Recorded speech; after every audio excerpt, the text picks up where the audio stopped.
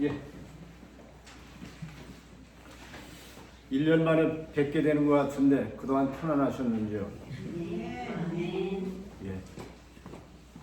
전 여러분 이렇게 뵐 때마다 얼마나 반갑고 정다운 얼굴인지. 네. 하나, 둘, 아유. 우리 또 너무 크네. 돌리고.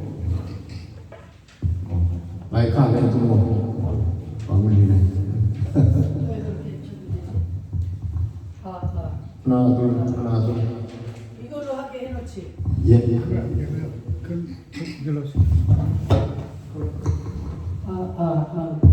이게 차라리 나.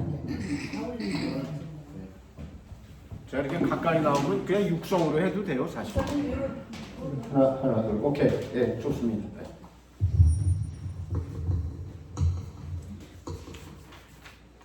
자, 먼저 이제 여러분의 이 주보에 보게 되면은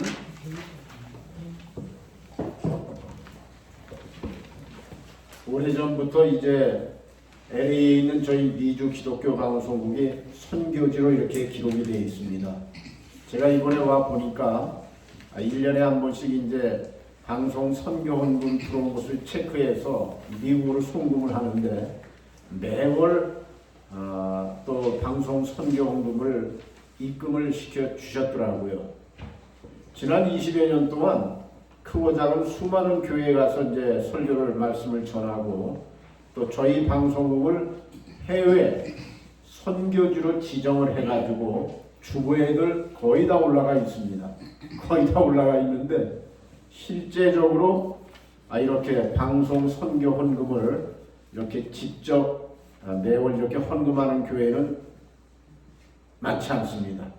기록은 되어 있는데 해외 선교지로 아마 기도는 열심히 해주시는 것 같아요. 그러나 여러분처럼 이렇게 크지 않은 교회에서 신실한 마음으로 변치 않고 미국도 많은 사람들은 그렇게 생각합니다.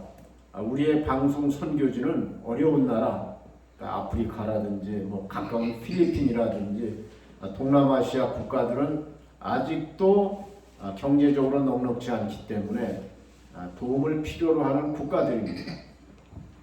그런데 왜 우리가 미국같이 잘 사는 나라에 선교를 해야 돼? 이렇게 이제 생각하시는 분들이 사실 많습니다. 그러나 제가 보기에 미국에 살고 있는 우리의 부모님 세대들, 그러니까 1세대, 미국에 와가지고 그야말로 수고하고 땀 흘렸고 지금은 연세들이 드셔가지고 10중 8구는 노인 아파트에 가서 이제 완베드룸짜리라고 그래가지고 방 하나 조그만 거 거실 있는 그 노인 아파트에 들어가서 사시는 분이 대부분이시고 그 다음에 이제 몸이 편찮으시게 되면은 또 양로병원에 가서 삶을 마감하시는 모습을 보게 됩니다. 그런데 이 노인 아파트나 양로병원에 계신 분들은 우리가 말하는 취약계층, 우리가 돌봐야 될 이웃입니다. 물론 미국이 복지가 잘 돼 있어서 굶어 죽게 하는 일 없지만 제가 보기에는 한국만 못한 것 같아요. 웰페어라고 하는 것을 타시는 분들, 복지 혜택을 받으시는 분들은요, 그야말로 창살 없는 감옥입니다. 무슨 말이냐면은 그 혜택을 받으시는 분들은 고국인 한국에 자유롭게 왕래를 못합니다. 아니 21세기 대명천재 어디를 못 가? 말도 안 되는 소리인데 사실입니다. 무슨 말이냐면은 미국 정부로부터 이 복지 혜택을 받게 되면은요, 통장에 2,000불인가 3,000불 이상 있어서도 안 돼. 당신은 돈이 많네, 여유가 있네, 이렇게 정부에서 판단을 하기도 하고, 또 한국인을 이렇게 자유롭게 해외 여행을 하게 되면은 당신은 정부 혜택을 받지 않아도 살 수 있는 그러한 계층으로 파악을 해가지고 혜택을 끊어버립니다. 그러니까 저희 방송을 들으시는 분들은 대부분이 연세가 드신 분들이에요. 그러니까 저희한테 헌금을 하고 싶어도 이 체크라는 거, 수표라는 걸 끊지를 못해.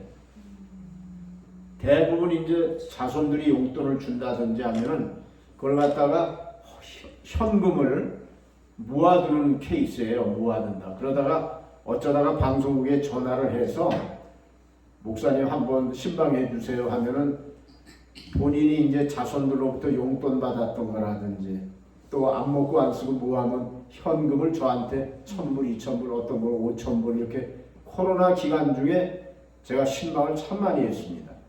그분들이 이제 교회를 못 가서 집에서 저희 방송을 통해서 새벽 예배 또 주일 낮 예배를 저희 방송을 통해서 예배를 드렸어요. 지난 3년간.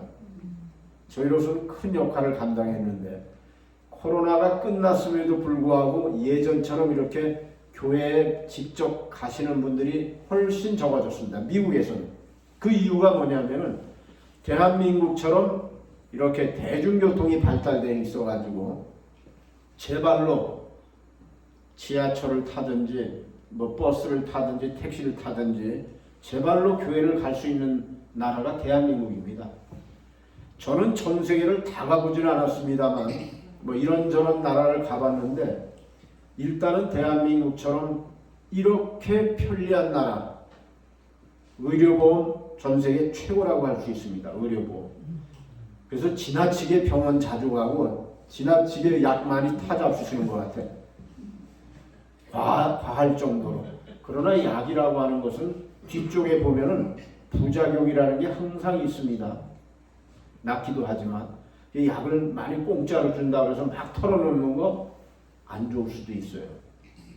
뭐 제 얘기를 해서 좀 뭐합니다만 내가 맞는 거 아닌 줄 알아요. 저는 평생을 인삼 녹용을 먹은 기억이 없고 일단 한국에서 오시는 목사님이라든지 저희 방송국에 올 때 공항에서 정관장인가 뭐 이런 그거 아주 단 걸로 사옵니다.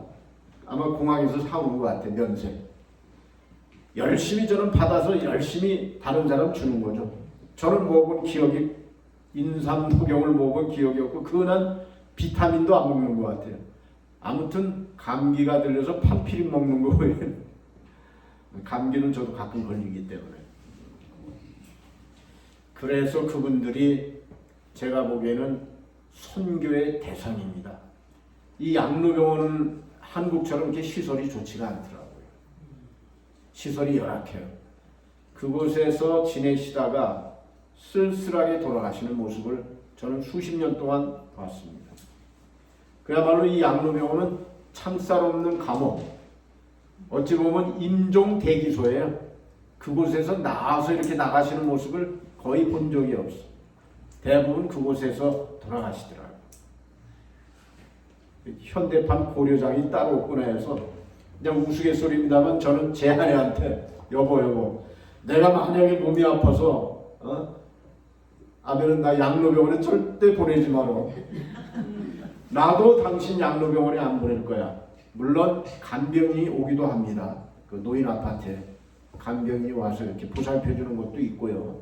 뭐 여러 가지 미국의 혜택도 있습니다만 아무튼 이제 저희 방송은 미국에 이민 와가지고 그야말로 수고하고 땀 흘려서 이제 살만해지니까 병도 오고 또 어차피 혼자 살 수밖에 없어요.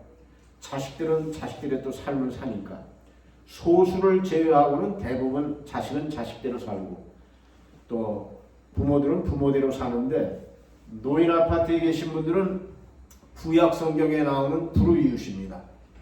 구약 성경에 보면은 3대 불우이웃이 나와요. 구약 성경에서 이렇게 이러이러한 사람을 갖다가 잘 우리가 보살피라는 첫째 뭡니까? 고아입니다.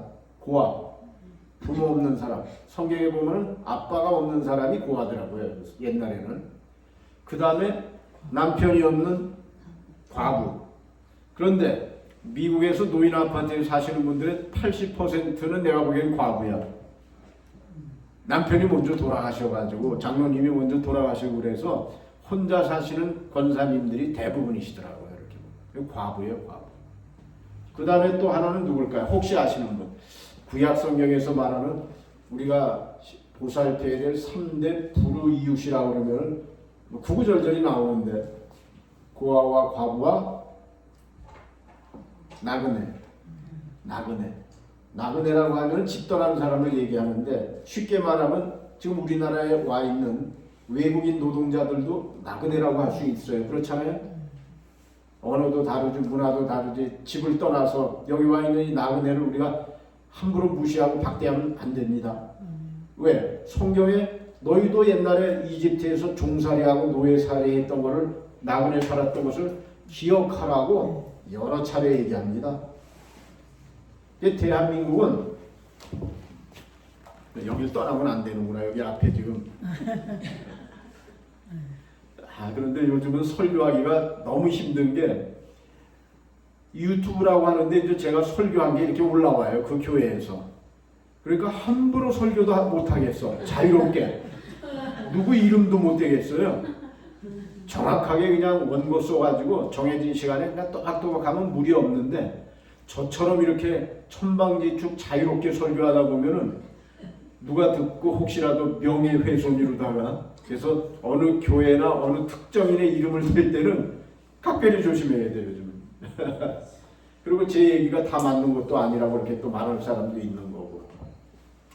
그리고 저는 이 말씀을 전할 때마다 항상 마음에 두려움이 있어요.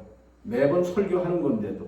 오늘 아침에도 나올 때 문고리 잡고 주님 제발 성령님께서 제 입술을 주장해 주시어서 헛소리하지 아니하고 하나님의 말씀을 잘 전할 수 있도록 성령님께서 제 입술을 주장해 주시옵소서. 근데 누가복음 12장 11절 12절에 보면요. 저에게 이제 꼭 적합한 말씀이 뭐냐면은 무엇을 말할까 무엇을 답할까 염려하지 말라. 성령님께서 곧 그때 마땅히 해야 할 말을 내게 가르치시리라. 이 말이 있어가지고 성령님 제가 교단과 교파도 다르고 장로교도 가고 침례교도 가고 순복음도 가고 성결교도 가고 이런저런 교회에 가고 또 크고 작은 교회에 가는데 교단마다 교파마다 이 예배 분위기도 다릅니다. 하다못해 축도도 달라요. 항상 고민해야 되는데 이제는 고민 안 하고 그냥 제가 하고 싶은 대로 하는데 축도를 있을지어다. 이렇게 축도하는 교회도 있고 축원하옵나이다. 이렇게 하는 교회도 있어요. 그러면 제가 그 교회 그걸 알 수가 있나요? 그냥 하는 거죠. 그런데 그쪽에서 그럴 수 있잖아요. 목사님은 우리하고 축도를 다르게 하시네. 그런 다른 거하고 틀린 거하고는 다른 것 같아요. 이 교회는 이렇게 한다. 저 교단이 이렇게 한다고 해서 여긴 틀렸네. 우리가 맞는데 이렇게 하다 보면 한도 끝도 없어요. 자, 아무튼 참으로 오랜 세월 동안 우리 임마누엘께 서채성 목사님 그야말로 저는 아주 남매 같은 생각이 드는데 변함없이 저도 또 1년에 한 번씩은 또 여러분 찾아뵙고 싶고 또 저희 그 방송 선교수의 사역 미주 지역에 함께 동역해 주신다는 사실이 얼마나 감사한지 몰라요. 그래서 마음에는 나중에 천배만배로 갚아야 될 텐데 이런 생각 항상 갖고 있습니다. 그런데 올 때마다 좀 이 자리가 꽉 찼으면 하는 마음을 10여 년 동안 갖고 있는데 변동이 별로 없네. 저는 지난번에도 여러분에게 말씀드렸지만 제가 이 교회 주보를 왜 이렇게 다 모아가지고 있어야 됩니까? 처음부터 2011년 2월 27일 날 제가 처음 설교를 했네요. 여기 기록해 보니까 이 주보가 2011년 7월 10일자네. 그때부터 제가 이 교회에 와서 설교했던 이 주보를 한 장도 버리지 않고 제가 다 가지고 있는 겁니다. 여러분 주보 다 이렇게 모으시나요 혹시? 저만 모으는 거 같네. 그러나 다른 교회 주보 모으는데 5손가락 안에 꼽습니다. 그 주보 다 모아서 뭐 할 거예요? 제가 쌓아놓고 그럼 이만큼 될 텐데. 그리고 또 필요한 것이 제가 어떤 날 어떤 본문을 가지고 어떤 제목의 설교를 했는지 잘 적어놔야 같은 설교만 할 것 같아서. 근데 같은 설교해도 돼요. 왜? 1년 전에 한 설교를 여러분이 기억할 리가 없으니까. 그런데 할 수 있으면은 이제 같은 설교를 안 하려고 이렇게 적어 놓는 거예요. 그러니까 야, 미국에 있는 이 기독교 방송의 남철호 목사가 이 임마누엘 교회에 대한 이 애정이 각별하구나. 사실입니다, 그게. 여기 올라면 제가 2시간 잡고 옵니다. 광화문에서. 왜? 토요일과 주일날은 1150분 버스가 30분에 한 대씩 오는 거야. 평일날은 10분에 한 대인데. 그러니까 잘못하면 놓치면 30분 후에 와야 되잖아요. 그러니까 넉넉하게 나와야 되니까 명동 극장 거기 그 앞에서 그 성모병원 앞에서 타는데 그럼 또 금방 와요. 여기 뭐 멀지 않아요. 자, 오늘은 무슨 말씀을 드릴까? 저는 정말 설교를 그 어떤 목사님보다도 잘해야 됩니다. 뛰어나게. 그건 무슨 말이냐면 제가 하는 일이 지난 34년 동안 방송 일을 하고 있는데 LA에서 수많은 신문방송사가 생겼다가 쓰러지고 엎어진 게 뭐 한두 군데가 아닙니다. 좀 한두 군데가. 그런데 25년 전에 제가 미주 기독교 방송을 설립해서 지난 11월 5일 날 만 25주년이 지났습니다. 그러면은 제가 24시간 한국에 있는 그 대부분의 대형교회 목사님들 주일 설교가 나가고 있기 때문에 업무상 틀어놓고 집중해서 듣던지 건성으로 듣던지 25년을 듣는다고 생각을 해보세요. 대형교회 여기 뭐 근처에 있는 이창수 목사 있죠? 우리 교회 그 젊은 목사 그분도 나가죠. 만낙교회라 김병삼 목사님이라고 계셔요.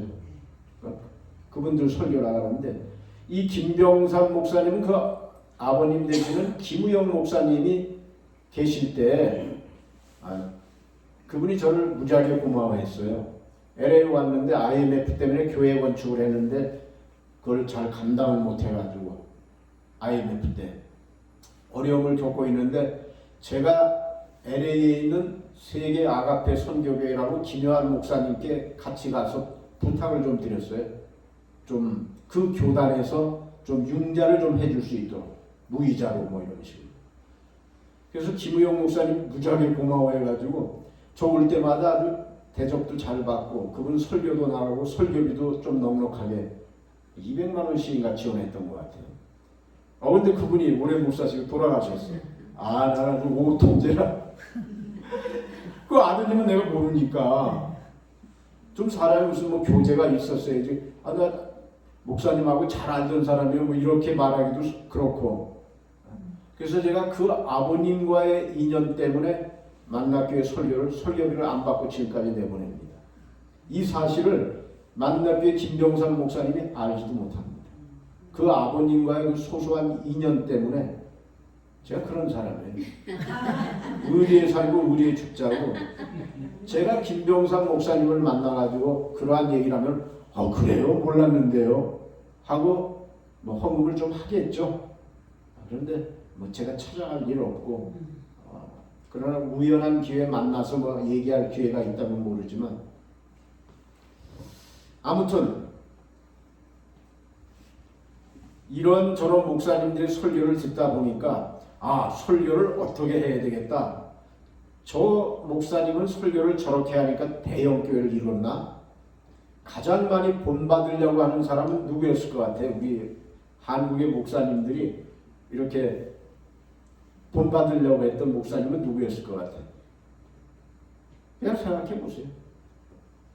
조용기 목사님. 여의도 순국교회. 아예 목소리까지 흉내내는 목사님들 많았죠. 남자 목사님들은.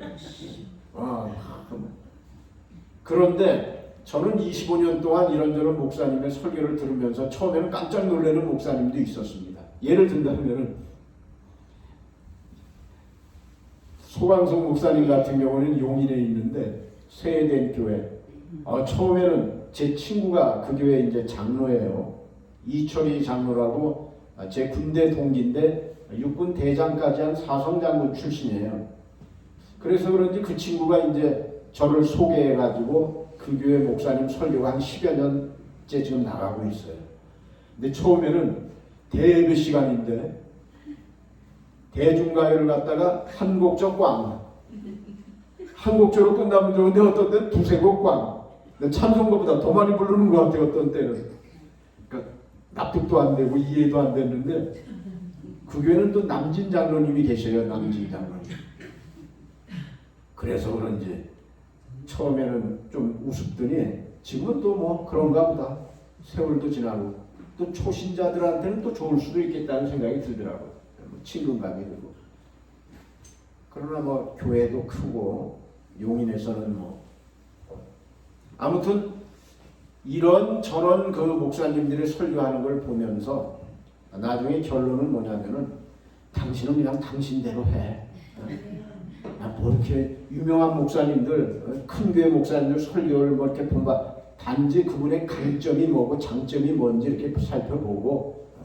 근데 저는 저의 강점이 있어요. 뭘 것 같아요? 25년 동안 아침 뉴스를 전하니까 뉴스를 새벽 5시면 어김없이 일어나가지고 한국과 미국 국내외 뉴스를 어쨌든 살펴봐가지고 1시간 동안 뉴스가 나가야 되니까 일단 세상 돌아가는 소식에 밝아요. 시사에 밝아요. 나는 어느 분 그 옛날에 설교할 때 듣다가 깜짝 놀란 적이 있는데 그 목사님은 야 세상 돌아가는 걸 모르는 것 같아. 예를 든다면은 전 세계 60억 인구 중에 우리는 이렇게 얘기하시더라고요. 그래서 60억? 이거 언제 얘기야? 60년대 얘기인가? 지금 전 세계 인구는 80억을 넘었습니다. 80억을. 근데 너무 차이 나잖아요. 60억이라고 하면. 그럼 옛날에 그분은 옛날 생각만 한 거야. 그분은 좀 깝깝한 거죠. 그럼 젊은이가 만약에 듣는다면 아이씨 목사님은 세상 돌아가는 거 모르나? 지금 인구가 80억이 넘었는데 무슨 60억이야? 이러면 이건 아니에요.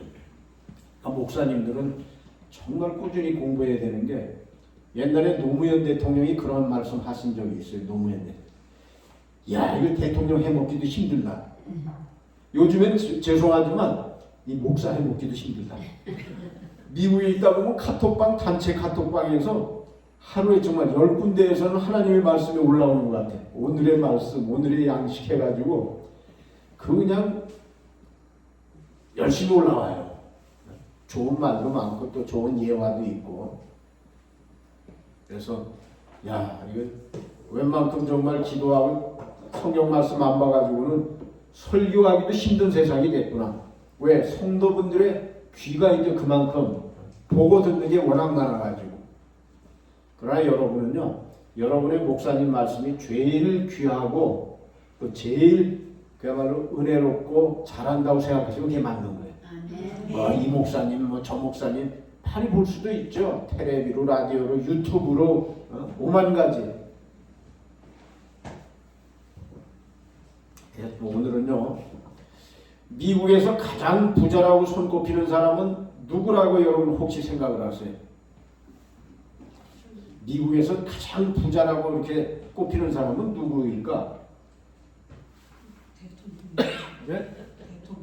대통령이요? 대통령이 제일 부자예요? 그 사람은 봉급받는 사람인데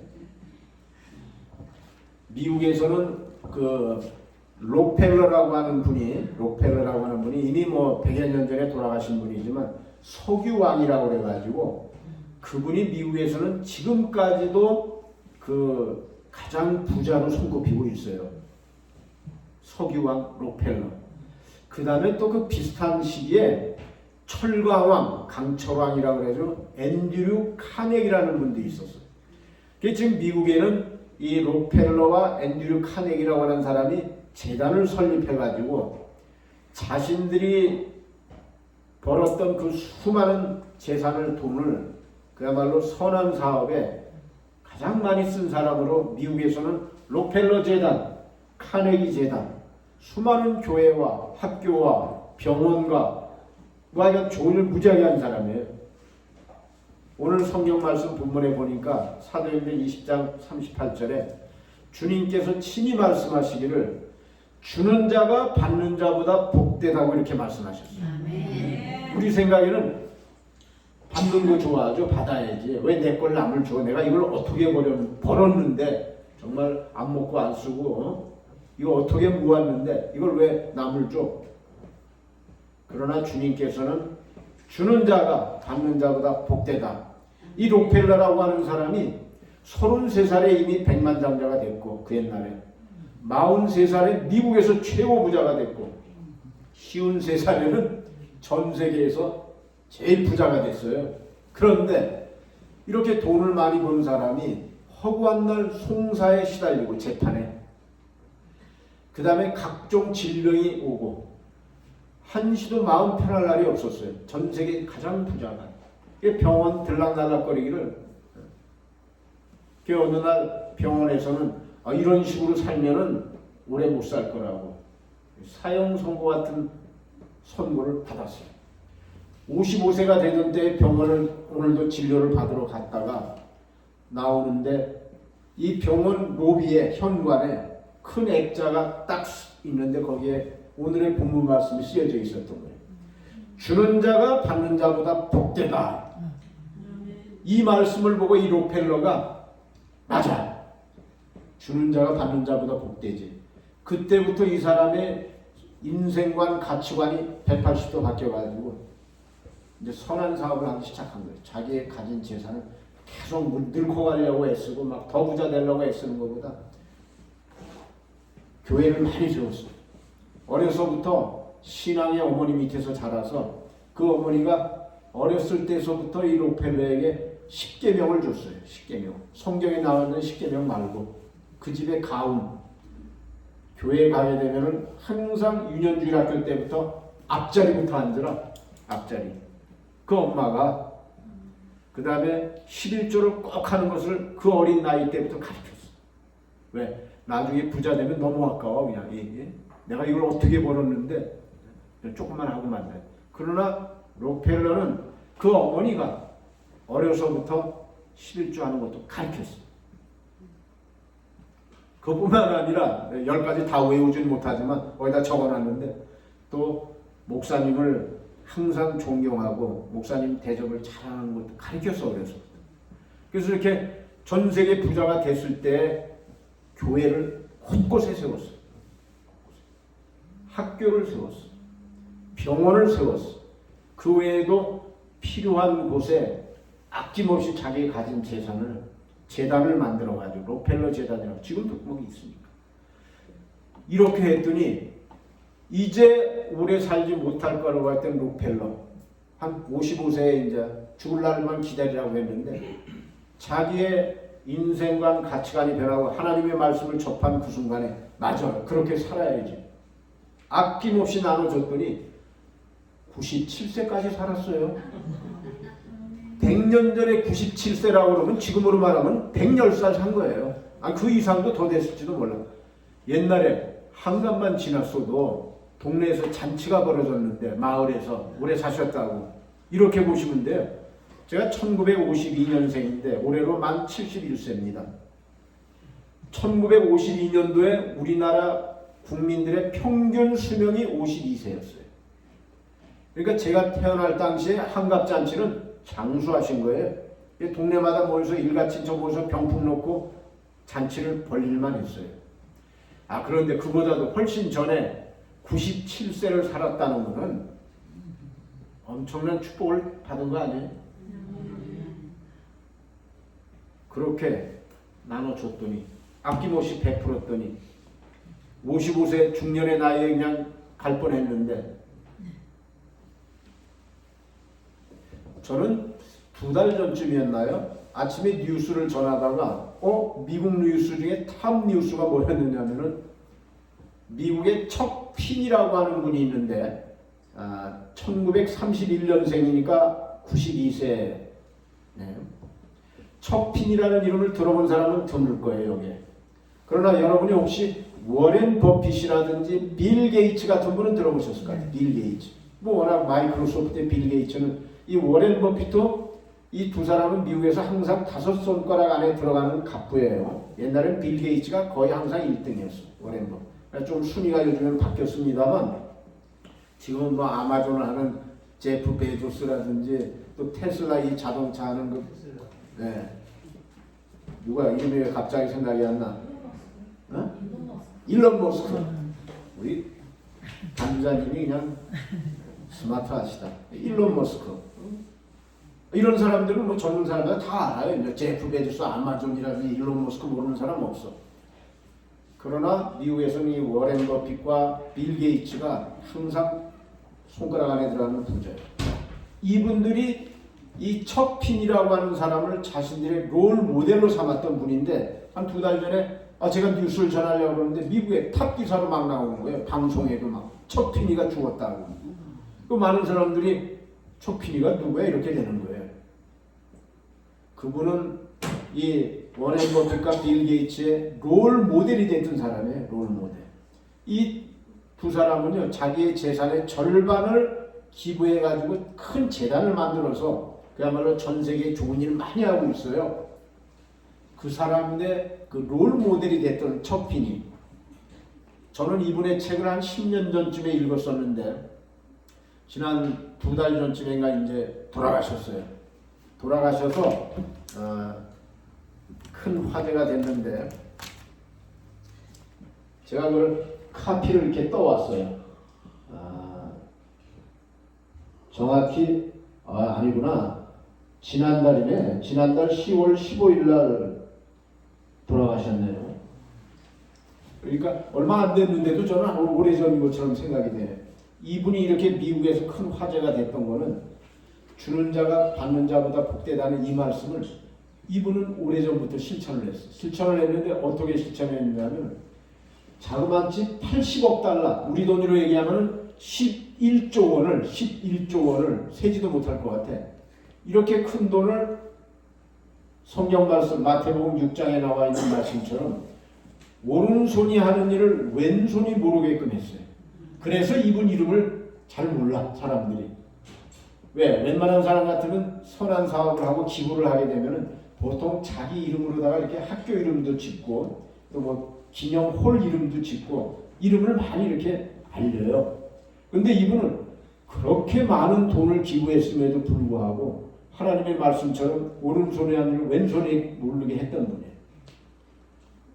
이분도 이 하나님의 말씀을 알기 전에는 곳곳에 집이 있었고 뭐 영국에도 있고 뭐 홍콩에도 있고 그다음에 자가용 비행기 뭐 요트 5만 가지 다 있었던 사람인데 하나님의 말씀을 접하고 난 다음부터는 기부를 하기 시작했는데 거의 전 재산 99%를 이분은 기부했어요. 자기 자식들 먹고 살 만큼 주고 자기는 돌아가시기 전에 지난달에 10월 15일 날 샌프란시스코에서 두 부부가 살고 있었는데 2베드룸짜리 임대 아파트에서 방 2개짜리 월세. 미국은 전세라는 게 없습니다. 미국은 전세 개념이 없고 자기 거든지 아니면은 월세. 방 2칸짜리 월세에 사시다가 돌아가셨어요. 이분은 면세점을 해가지고 큰 돈을 버으신 분인데 면세점에 가면 자기는 시계도 몇 천만 원짜리도 찰 수 있어요. 롤렉스라든지 20불짜리, 10,000원, 2만 원짜리 시계를 차고 다녔어. 좋을 때까지. 비행기 1등석 아니라 뭐래도 탈 수 있는 거. 뭐래도 할 수 있는 사람이 돈이. 그러나 이코노미석을 탄다든지. 아무튼 수많은 그 재산과 물질을 갖고 있음에도 불구하고 생활 자체는 대단히 검소했다는 거예요. 저도 그래서 이분 좀 뽐따려고 애를 쓰고 있어요. 많이 가지고 있지도 않지만. 그 다음에 또 한 가지는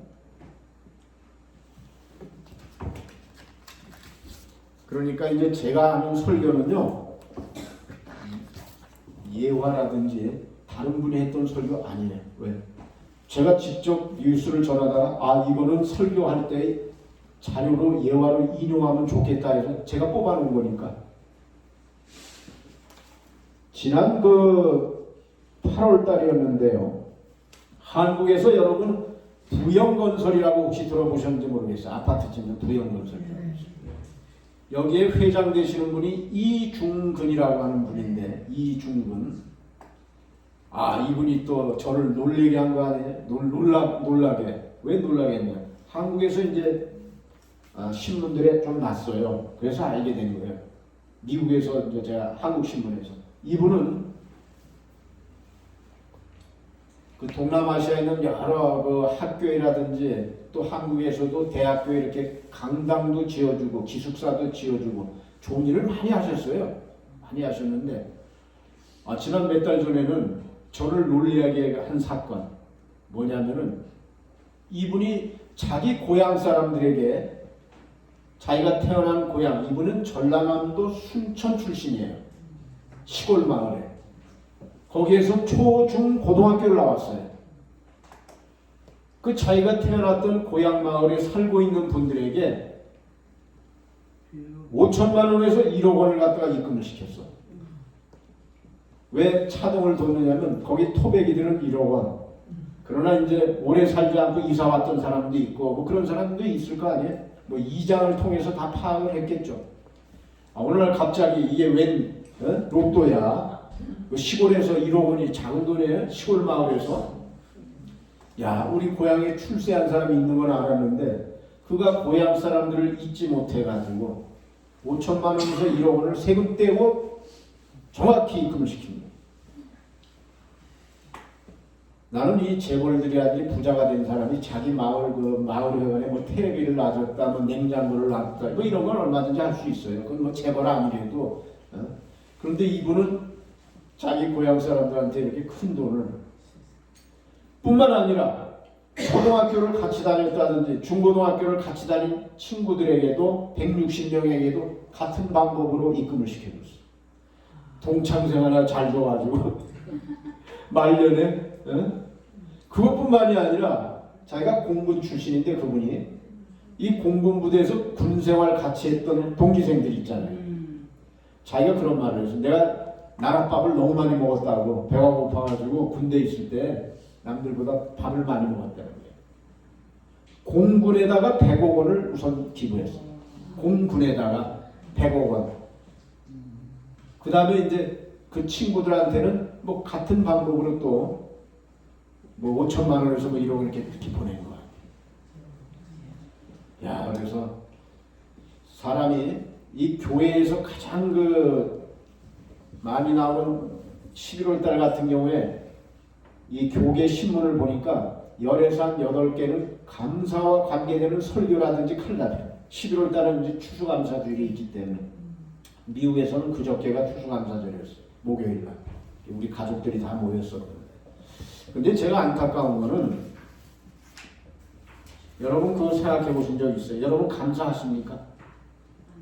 제가 너무 단도직입적으로 그럼 뭐 감사하지. 제가 보기에는 우리 그리스도인들만큼 감사 안 하는 사람이 드물어요. 나는 어떤 때 짜증이 나. 감사가 차고도 넘쳐. 설교도 뭐 그 교계 신문에다 보니까 감사 내용도 다 비슷비슷해요. 감사의 유래라든지 뭐 감사하자는 거야 성경 말씀에. 그런데 죄송하지만 우리 그리스도인들이 감사를 참 안 해. 제 얘기를 들어서 좀 죄송합니다만 저는 지금쯤은요 방송국을 몇 개를 세우고 이렇게 돌아다니면서 방송국이 뭐 어렵다든지 또 방송국을 위해서 여러분이 동역하시라는 말 안 할 줄 알았어요. 왜냐하면 믿거나 말거나 하지만 저희 집은 지난 20몇 년 동안 아마 LA에서는 가장 많은 사람들이 저희 집에 묵고 간 것 같아요. 따져보진 않았지만 어떤 때는 1년의 절반은 누군가 와서 묵고 간 것 같아요. 그 중에 아는 사람은 절반, 전혀 모르는 사람은 절반. 그럼 누가 와서 뭐 찬양 사역자들이 그룹으로 온다든지 팀이 또 해외 선교사님들이 가족이 온다든지 유명한 사람도 많이 다녀갔습니다. 지금 뭐 유명해진 사람 이름을 못 대겠어요. 여기다 또 나가니까 한 달도 있다 가고 2달도 있다 가고 누가 주인인지 모르겠어. 솔직히 말해서 손님은요 4일 지나게 되면 생선처럼 냄새 난다는 말이 있습니다. 남의 집에 가서 이렇게 묵는 것도 한계가 있는 거예요. 근데 저희 집은 누가 주인인지 지난 10월 달에도 한국에서 군선교회, ROTC 군선교회 14명이 다녀갔어요. 14명이 우리 집에서 한 주간 동안 있다 갔어요. 그분들이 4년 전에는 우리 집에 35명이 있다 갔습니다. 그러면 많은 분들은 그렇게, 야, 목사님 호텔 하나? 그러면서 그동안 지나갔던 분들이 고맙다고 이 감사 편지를 쓰고 간 게 묶어보니까 한 4권이 되는 것 같아. 여러분 집에 감사 편지 써놓고 가서 책 한 권 되는 사람은 손 들어보세요. 책 한 권이 아니라 미국에서는 일단 사람이 오질 않아요. 호텔에 있는다든지 뭐 한다든지. 그래서 그분들이 써놓고 한 건 뭐 하겠어. 우리가 잘 되면은 나중에 목사님 교회도 세워주고 방송국도 세워주겠다고. 나 그거 그대로 믿었더니 지금 보니까 하나도 된 게 없네. 방송국이 몇 개 있어야 돼 지금쯤은. 제가 이렇게 부구절절히 다닐 필요가 없어야 돼. 근데 이 감사라고 하는 것은 생각보다 유효기간이 참으로 짧아. 당시에는 무지하게 고마워하는데 실천이 안 돼.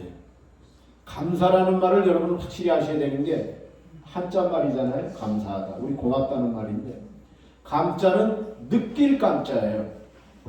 고맙다는 걸, 감사하다는 것을 느끼는 거예요. 느끼기까지는 하는데 뭘 못합니까? 사가 안 돼. 사. 무슨 말씀인지 아시겠어요? 사는 살해할 사자예요. 그러니까 감사는 느끼기만 하고 알기만 해서는 안 된다니까요. 살을 할 줄 알아야 돼. 사가 안 돼. 살해할 사자. 보답할. 고마움을 느끼고 감사한 일이 있고 은혜 받은 게 있으면 살해할 줄 알아야 되는데 살해를 못해. 설사 한다고 해도 나중에 내가 잘 되면은 뒤로 미루는 습관이 있는데 미루면은 미룬 만큼 후회가 더 많아지는 거예요. 좋은 일을 느끼고 고맙다는 생각이 들면은요 그때 감사를 해야 돼요. 나중에 잘 될 때 내가 좀 뭐 나아지면 그런 사람은 껄껄하다가 그냥 죽고 말더라고요. 제대로 하지 못하고. 그래서 고마운 일이 있으면은요 그때 해야 돼요. 저는 오늘 이게 여기를 들어오면서 왼쪽에 배추밭이 있더라고요. 여기 올라오다 보니까 배추를 이렇게 야, 저건 누구 건가? 저걸 사가지고 여기다가 교회를 올리면 얼마나 좋을까? 그 생각이 나더라고요. 그 주인이 누군지 모르겠는데 그 땅값이 얼마인지 모르겠는데 그 배추밭 사가지고 거기다가 한 2, 3층짜리 쫙 올려 지하까지 해서 그런 생각 좀 해보세요. 그래서 하나님께서 내게 주신 이 물질, 시간, 또 재능, 은사를 여러분이 하나님 앞에 가기 전까지 아낌없이 쓰다 가셔야 돼요. 첫째는 하나님께서 내게 주신 이 물질을 자기 자신을 위해서 쓰세요. 나는 어떤 사람 보니까 빌딩을 갖고 있는데 그 밑에는 이제 막 식당도 있고 뭐 한데 빌딩 임대업자예요. 돈도 많이 버는 사람이에요. 근데 이 사람 지나치게 검소해. 밑에 중국집에 가서 맨날 짜장면만 먹는데 기왕이면은 좀 요리도 좀 먹고 그 임대에 있는 짜장면집 매출 좀 올려주면 안 되나요? 친구들 불러가지고 밥도 좀 사고. 근데 맨날 잠바만 입고 다니고 말이야. 짜장면만 사 먹고 말이야. 나 이렇게 산다고. 그건 검소한 게 아니야. 인색한 거지. 인색한 거. 사람이 살다 죽었을 때, 야, 그 친구 그래도 우리를 위해서 술도 많이 사주고 밥도 많이 사주고 좋은 일도 좀 했어 이래야지. 그 인간 정말 잘 갔어. 얼마나 짠지 말이야. 인색하기가 그냥 뭐 그런 얘기 들어야 되겠어요? 본인을 위해서 쓰세요. 여행도 좀 다니세요. 그런 얘기 있잖아요. 가슴 떨릴 때 여행도 다니지, 두 다리 떨릴 때 여행 다니는 건 그건 민폐라고. 그런 광고 문화가 있었어요. 여러분이 갖고 있는 게 있으면은요, 재산이라든지 하다못해 옷장이라도 열어보세요. 너무 입지 않는, 쓰지 않는 옷이라든지 신발도 많이 있을 수 있어요. 그릇이라든지. 주변에 나눠주세요. 빨리. 쓰지도 않아, 입지도 않아. 나중에 죽은 다음에는 자식들이 불평합니다. 아, 웬 놈이 이렇게 짐이 많아? 짐 치우는 것도 일이네. 자꾸 제 얘기를 하는 건 좀 외람되지만요. 저희 집에 다녀갔던 그 ROTC 군성교회 제 방에서 자고 그랬으니까 제 방에 있는 걸 모든 우리 집안에 있는 걸 모든 걸 다 아는 거예요. 왜? 잠금 장치가 일단 하나도 없고 안방부터 시작해서 숟갈이 몇 개 있는지 하나에서 10가지 다 아는 거예요. 저는 제가 만약에 죽게 되면은 저희 자손들은 짐 치우는데 30분이면 돼. 저희 집에. 그냥 그 대용량 쓰레기 봉투, 그 봉투 있죠? 큰 거. 미국에도 그런 거 있어요. 큰 거. 그거 하나면 돼. 제 옷이라는 게 뭐가 있겠어요? 속옷, 와이셔츠, 티셔츠, 양복. 뭐 그 정도네요. 다 합쳐봤자 이 하나가 안 되는 것 같아요. 왜? 제가 양복 위아래 딱 맞는 거 하나밖에 없더라고요. 한 번 딱. 위아래 딱 맞는 게 하나밖에 없어. 이건 딱 맞는 게 아니에요. 그거는 아끼느라고 내가 오늘 안 입고 왔어. 제가 미국에서는 구두 딱 하나에 운동화 딱 하나였어요.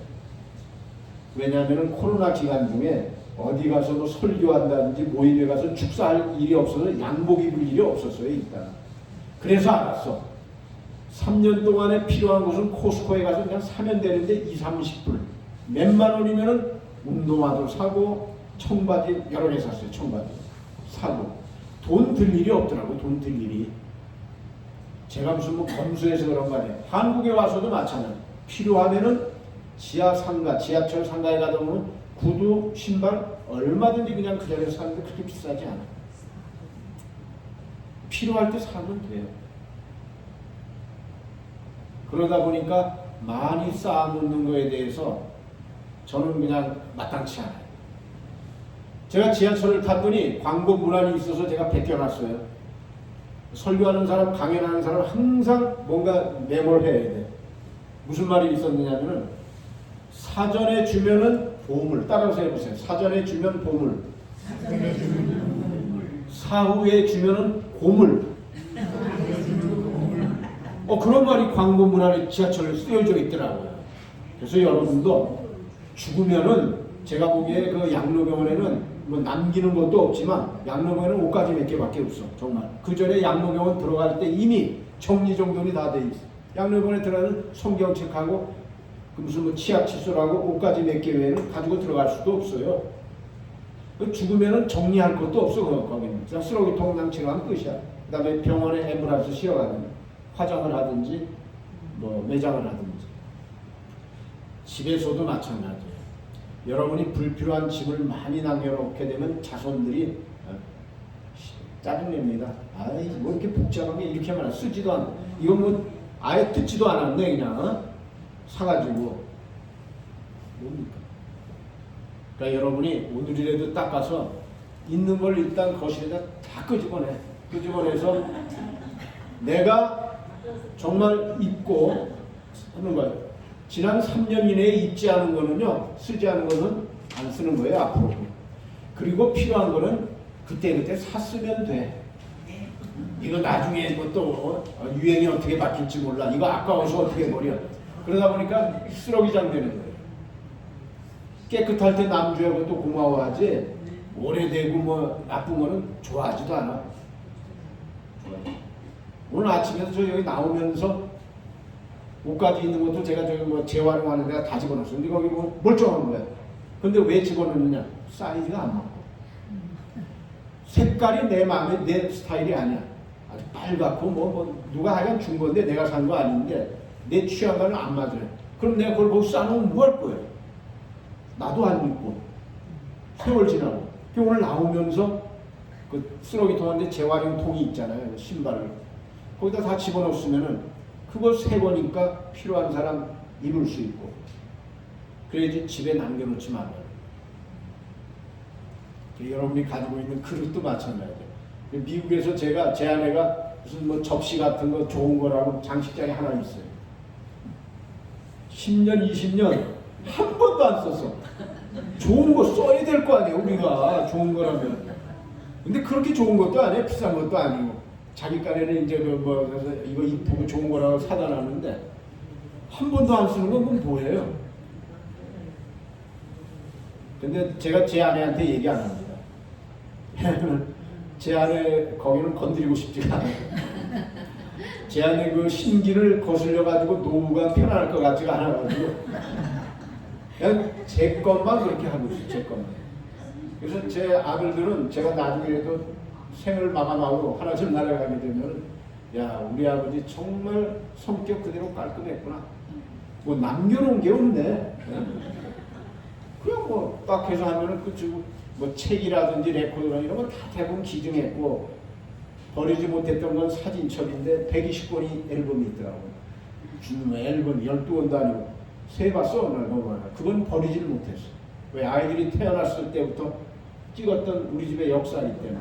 그런데 그것도 정리를 했어요. 포토북이라고 하는 사진첩 책이 있어요. 포토북 치면 다 나와. 중요한 사진들을 포토북으로 만드니까 12권이로 이만큼밖에 안 돼. 120권이. 그러니까 그것도 정리가 돼서 3개를 만들어서 큰아들 하나 작은아들 하나 우리 하나. 왜? 우리 집안의 역사이기 때문에. 얘기가 길어졌습니다만 아무튼 여러분께서도 여러분에게 주어진 물질을 하나님 나라 사역에서 잘 쓰셔야 될 것 같아요. 나는 왜 들어오면서 왼쪽에 있는 그 배추밭이 이렇게 야 이거를 사서 임마누엘 교회에 여기다 올려야 되는데 한번 좀 알아보세요. 이거 주인이 누군지 일단 알아보고 혹시 이거를 파실 의향이 없으신지 배추밭 할 정도면 여기 농사꾼 아저씨 아닌가 그런 생각도 들기도 하고 누군지 모르겠습니다. 복덕방에 내놓기 전에 얼마나 되는지 저거 어느 정도 될까요? 저는 감을 못 잡아서 얘기하는데 그냥 수백억 될 것 같지는 않은데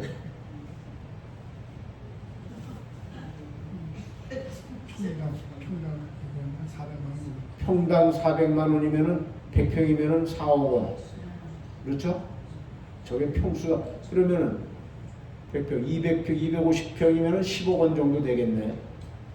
그런데 한국에 와서 제 친구들 보니까요 아파트 값이 무지하게 올라서 웬만하면 10억, 20억은 하는데 난 깜짝 놀랐어요. 어떻게 이렇게 비싸지? 이쪽은 뭐 좀 다르겠습니다만 아무튼 저 서울에 있는 친구들 보면 몇십억짜리를 차고 앉아서 가난하다고 못해.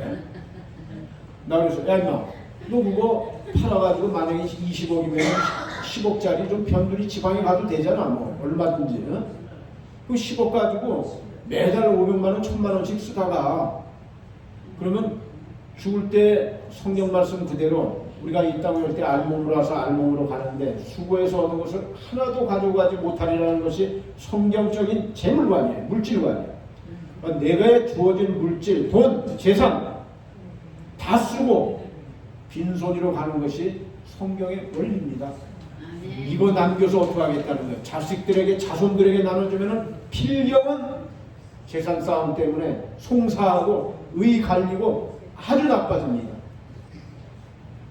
자, 시간이 지나서 제가 정리할 텐데요. 그저께 3일 전인가 조정래라고 하는 한국의 작가가 있어요. 유명한 사람. 태백산맥, 뭐 한강, 아리랑 뭐 해서 1,500만 부가 팔렸다니까 1불씩만 인세를 받았어도 1,500만 달러면 몇백억을 엄청난 부자예요. 그 사람 글 써가지고.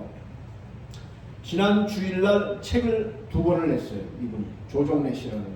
제목이 뭐냐면 황금 종이에요. 책 제목이 황금 종이야. 책을 2권을 한 권은 사서 읽고 한 권은 책방에 가서 공짜로 다 읽고 말았어. 교보문고나 그냥 읽을 수가 있어요.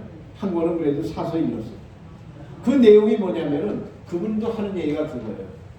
지금 이 세상은 정치 권력도 종교 권력도 앞서고 있는 것이 있는데 그것은 돈이라는 거예요. 물질이라는 거예요. 죽는 문제 빼놓고는 다 해결할 수 있다는 거예요. 그러면서 그 책에 돈 때문에 망하는 그 인간 군상들의 얘기를 한 변호사의 입을 통해 가지고 대부분이 이제 재산 때문에 싸우는 가족관계 이런 걸 책을 2권에 걸쳐 썼어요. 그러니까 돈이라고 하는 것은 잘 사용하면 선한 것인데 잘못 사용하게 되면 완전히 부모 자식 간에 형제 간에 파탄 나는 게 10중 8구라는 거예요. 그러니까 여러분 여기 계신 분들 연세가 있으시니까 나는 아무것도 없어. 뭐 걱정할 거 없어. 뭐 자손도 싸울 걱정 없어. 미국에서 죽는 사람의 75%가 적건만건 재산을 남기고 죽습니다. 빵으로 죽는 사람은 25%. 정말 한 푼도 없고 뭐 거지 같은 사람이 있고. 그러나 75%는 뭐 100만 원을 남겼던 뭐 10억을 남겼던 뭐 얼마를 남겼던 재산을 남기고 죽는다는 거예요. 그러면서 생활은 다 죽겠다고 그래요. 어렵다고 그래요. 그러니까 바라기는 여러분이 건강하시고 두 다리로 교회도 올 수 있을 때 주변에 있는 사람 짜장면도 좀 사주고 그래. 밥값. 저는 여기에 오게 되면은 10명, 20명이든 대중 식당에서 밥 먹으면 제가 돈 내려고 애를 써. 미리 카드를 맡겨요. 그러나 호텔에서 밥 먹는데 돈 낼 일은 저는 없어. 그거 너무 비싸니까. 그럴 필요도 없고. 그러나 대중 식사값은 10,000원 안팎이에요. 10명 먹으면 10만 원이야. 그러니까 여러분도 여러분 자신을 위해서 또 주변의 이웃을 위해서 내가 가진 거 다 쓰고 가야지 나 이거 얼마라도 자식에게 남겨줄 거야. 절대 고마워하지도 않거냐. 그들도 이미 성인으로 다 자기 삶을 하고 있어요. 그리고 바라옵기는 정말 하나님 앞에 갔을 때 결산할 때 내가 주의 일을 위하여서 하나님의 일을 위하여서 하늘나라의 보화를 쌓는 게 있는가? 결산할 때가 오잖아요. 아무것도 없다. 부끄러워서 어떻게 할 거야. 저는 여러분에게 도전을 합니다. 한번 땅값도 알아보시고 저 사람이 팔 의향이 있는지 없는지도 모르겠고 교회의 입장은 모르지만 여러분도 이제는 조그마한 거라도 자체 성전을 가지고 일주일 내내 거기서 모임을 갖고 여기 와서 밥 먹고 혼자 집에서 밥 드시지 말고 그 다음에 또 두 다리 멀쩡할 때 전도라는 걸 좀 하세요. 난 여기 올 때마다 보면 이 빌라와 아파트는 숲에 쌓여 있는데 지금 이 시간에 예배 드리지 않고 교회 오지 않은 사람 뭘 하고 있을까 항상 그게 제일 궁금해요. 그분들 뭘 하고 있을까요? 텔레비 보고 있나? 주말 프로그램 뭐 재미난 거 있나? 아니면 침대에 누워 있나? 소파에 누워서 무슨 간식 먹고 있나? 너무 아까운 시간을 허탄하게 보내는 거예요. 전혀 생산적이지도 못해. 우리가 한 번 죽는 것은 정해진 일이고 그 후에는 하나님께서 심판하시겠다고 했는데 노후 문제는 신경 쓰면서 죽음 이후의 문제에 대해서는 전혀 무감각한 사람들. 저는 한국에 와서 이번에 놀란 것 중에 하나는요. 서점에 갔더니 저만 놀라는 것 같아요. 제가 설교해도 아무도 안 놀래. 그 코너라는 게 있어요. 책 이렇게 전쟁 서적 코너가 생겼더라고. 전쟁 서적 코너. 전쟁과 관련된 책들을 모아놓은 거예요. 왜? 작년 2월 24일 날 저는 아침 뉴스를 전하면서 느닷없이 러시아가 우크라이나를 침공을 했어요. 전쟁이 일어났어. 답답한 거는 그 전날, 그 전전날이라도 미국의 정치가라든지 그 잘난 시사평론가라든지 전쟁 문제 전문가들이 러시아가 우크라이나를 이렇게 침공하리라고 예언하는 사람, 예측하는 사람 하나도 없었어. 그야말로 어느 날 갑자기 꽝. 내일 일은 난 몰라요.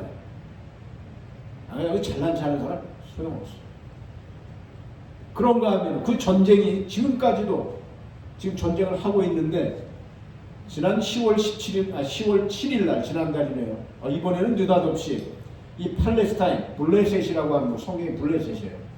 거기에 있는 하마스라고 하는 이 무장단체가 이스라엘을 향해서 막 10월 7일 날 새벽에 5,000발인가 로켓포를 막 쏴졌게 전쟁을 갖다가 이놈들이 자살이나 마찬가지야. 전쟁을 일으켜가지고 지금도 하고 있잖아요. 두 군데서. 근데 우크라이나 전쟁은 뉴스에서 많이 멀어졌어요. 지금 싸우고 있는데도 불구하고. 이스라엘과 이 팔레스타인과의 전쟁 때문에. 저는 지금부터 정확히 30년 전에 우크라이나를 갔었는데 1993년도 그러니까 정확히 30년 전에 우크라이나의 그 키예프 오데사 같은데 2년 후에는 평양을 가가지고 거기서 뉴스도 전하고 평양 봉수교회 예배실랑도 전 세계에 처음으로 제가 소개하고 제 방송인으로서도 그 내세울 만한 거리가 있다는 걸 슬쩍 얘기하는 거예요. 우리 30년 전에 우크라이나 가가지고 28년 전에 평양에 가가지고 막 이것저것 방송도 하고 거기서 평양 봉수교 예배 시간도 그대로 녹음해서 처음 알리고. 근데 그 책 코너에 어느 한 책의 제목이 뭐냐면 다음은 우리 차례. 그 다음은 누구를 가리키는 건가요? 우리나라도 그럴 수 있다는 거예요. 최근에 지금 하는 거 보세요. 며칠 전에 김정은이가 또 위성 쏘아 올렸잖아요. 그러면서 자기 손바닥 안에 다 있다는 거예요. 대한민국의 군 기지라든지 이런 게. 심기를 건드리면 여차하면은 도발하겠다는 거 아니에요? 그러면은 대한민국은 우크라이나나 이스라엘보다도 엄청난 피해를 보게 됩니다. 너무 가까워, 휴전선하고. 너무 가까워. 아무데나 포를 쏴도 다 아파트야. 수도권은 아무데나 쳐도 아파트 다 맞게 돼 있어요.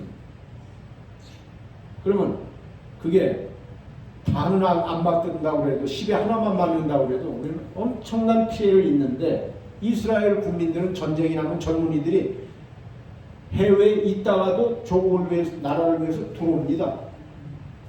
대한민국은 일단은 젊은이들 여론조사해 보면은 절반이 싸울 의사가 없어. 싸울 의사. 그럼 이건 지게 돼 있는 거예요. 북한은 이렇게 해주거나 저렇게 해주거나 마찬가지라고 해서. 그런데 전혀 내가 아는 사람들 이렇게 얘기해 보면은 위기의식이 없어요. 설마 아이씨 뭐 그런 일이 한두 번이냐. 그러다가 어느 날 갑자기 꽝 하면은 우리는 솔직히 말해 대책이 없어. 전쟁이 나게 되면 수많은 피난민들이 생기잖아요. 난민들이. 그래서 제가 우스갯소리를 했어요. 야, 전쟁 나면은 내가 미국에 잘 준비해 놓을게. 슬리핑백하고 텐트 수십 개 준비해 놓을게. 소나기 올 때 피하라는 말도 있잖아요. 난민들이 우크라이나에서 몇백만 명이 그 옆 나라로 갔잖아. 폴란드를 비롯해가지고. 여러분이 이럴 때일수록 정말 나라와 민족을 위해서 기도하지 않으면은 하나님께서 우리에게 주신 그 어마어마한 물질적 축복, 인류 역사 이래, 단군 시조 5000년 역사 이래 지금만큼 잘 살고 잘 먹던 때가 언제 있었나요? 우리나라. 제가 오게 되면 전 세계 음식이 여기 다 있습니다. 미국이 아니라 한국. 정말 봐도 다 부여로운 사람이 굶어 죽는 사람은 없어요. 버리는 거 주워만 먹어도 비만에 걸릴 것 같아요. 이럴 때일수록 우리가 정말 신앙생활 열심히 하고 주일날 교회 열심히 나오셔가지고 믿음 생활하고 언제 불려갈지 모르지만 하나님 앞에 갔을 때 너희는 최선을 다했고 하늘나라에 적건만큼 보화를 쌓았다고 그러지. 완전 빈손으로 와가지고. 그래서 여러분이 건축을 하게 된다든지 땅을 산다 그러면은 저도 외면하지 않을 것 같아요. 저도 헌금을 할 것 같아요. 그러나 안에 있는 사람이 먼저 솔선수범을 해야지. 그래서 내후년에는 미루지 말고, 또 목사님도 이제 미국 같으면 이제 원로 목사님이에요. 우리 저 서채선 목사님. 언뜻 보면은 그냥 한참 청춘인 것 같지만 연세는 드셨대.